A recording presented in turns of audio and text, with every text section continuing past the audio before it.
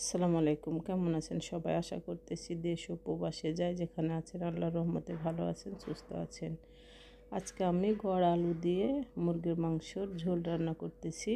এখানে আমি প্রথমে তেল দিয়ে পেঁয়াজটা ভেজে নিয়ে তারপরে আদা বাটা, রসুন বাটা, জিরা বাটা, হলুদের গুঁড়া, ধনিয়ার গুঁড়া, মরিচের গুঁড়া, লবণ, গরম মশলা, মাংসের যে গরম মশলা লাগে সব গরম মশলা দিয়ে আমি মাংস ভালো করে মশলাটাকে কষিয়ে নিয়েছি। তারপরে আমি মাংসটা কষিয়ে নিয়ে পরে আমি গড় আলুগুলো কষিয়ে নিয়ে আমি ঝোলের পানি দিয়ে দিয়েছি।